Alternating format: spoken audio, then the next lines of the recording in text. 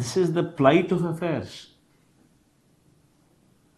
ఈరోజు రాష్ట్రంలో పరిస్థితి ఏమిటి అన్నదానికి, పిల్లల పరిస్థితి, చదువుల పరిస్థితి ఎలా ఉంది అని చెప్పడానికి దీస్ ఆర్ ది ఎగ్జాంపుల్స్.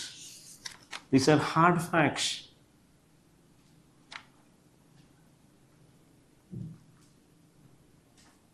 ఇంకో అడుగు ముందుకేద్దాం. ఈ ప్రభుత్వానికి ఇంకో మాయరోగం వచ్చింది. ఆరోగ్యశ్రీని పూర్తిగా ఎత్తేసినారు. నిజంగా ఒకవైపున అన్ని రకాలుగా గవర్నమెంట్ అన్నది ఉన్నది ఎందుకు, ఏం చేయడం కోసం ప్రజలు నీకు అధికారం ఇస్తారు? చదువులు, వైద్యము, లా అండ్ ఆర్డరు, ట్రాన్స్పరెన్సీ, వ్యవసాయము, ఏ కదా చేయాల్సింది? అన్ని తిరోగమనమే, అన్నీ స్కామ్లే, ఏవి పట్టించుకునే పరిస్థితి లేదు, అన్నీ ప్రైవేట్. బాధ్యత నుంచి అన్నీ తప్పించుకోవడం, ఉన్న కాటికి స్కాములు చేయడం. ప్రభుత్వానికి నిజంగా మాయరోగం అంటే ఆరోగ్యశ్రీని నిజంగా పూర్తిగా ఎత్తేయడం అనేది నిజంగా మాయరోగమే. బకాయిలు ఇవ్వకపోవడంతో ఇంకొక అడుగు ముందుకు పోదాం. మరోవైపు ఏకంగా దేవుడిని కూడా రాజకీయాల్లోకి లాగుతా ఉన్నాం. ఇది కొంచెం కరెంట్ టాపిక్స్. టీటీడీ ఏం జరుగుతూ ఉంది, దేవుణ్ణి ఏ రకంగా రాజకీయాల్లోకి లాగుతా ఉన్నారు ఒకసారి చూద్దాం. టీటీడీ వేదికగా నిజంగా వెంకటేశ్వర స్వామి నిజంగా ఎంత ప్రసిద్ధిగాంచిన గుడి అంటే టీటీడీ ప్రపంచవ్యాప్తంగా, ఫర్గెట్ అబౌట్ దేశం, ప్రపంచవ్యాప్తంగా కూడా ఆ గుడికి ఒక ప్రతిష్ఠిత ఉంది. అలాంటి వెంకటేశ్వర స్వామి గుడిని చంద్రబాబు నాయుడు పుణ్యాన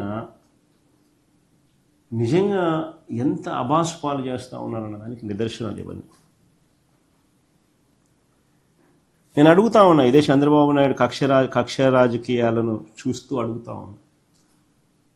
నెయ్యిలో జంతువుల కొవ్వు ఉందని నేను చంద్రబాబుని అడుగుతాను. అయ్యా చంద్రబాబు, నెయ్యిలో జంతువుల కొవ్వు ఉందని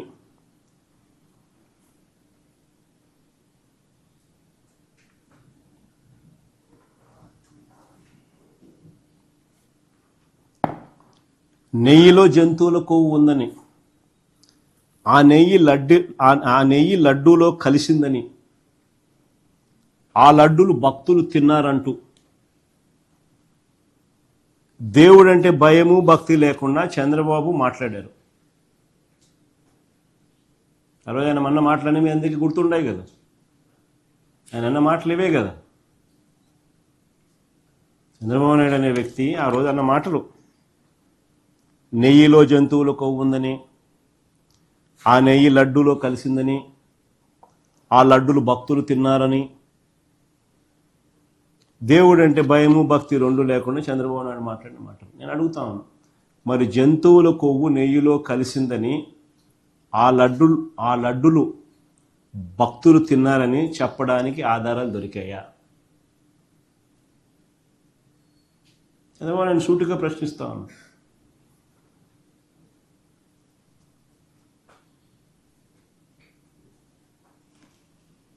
కల్తీ నెయ్యి ఆరోపణలున్న ఆ ట్యాంకర్లు, ఇవన్నీ క్వశ్చన్స్ నేను అడుగుతాను. ఆ కల్తీ నెయ్యి ఆరోపణలో ఉన్న ఆ ట్యాంకర్లు ప్రసాదం తయారీలోకి వెళ్ళాయా? దీనికి ఆధారాలు ఉన్నాయా అని అడుగుతాను.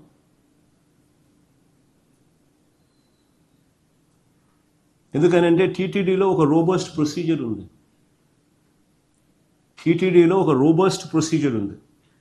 టీటీడీలోకి వచ్చే ఏ ట్యాంకర్ అయినా కూడా NABL అంటే national accreditation board for testing and calibration laboratories, NABL, టీటీడీలోకి వచ్చే ఏ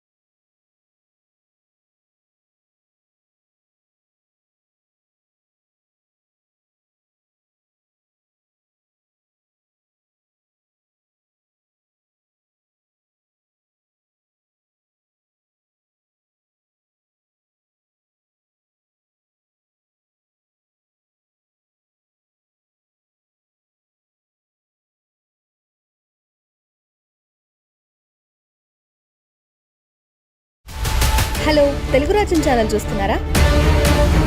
సామాజిక, రాజకీయ, జీవన చిత్రణే తెలుగు రాజ్యం.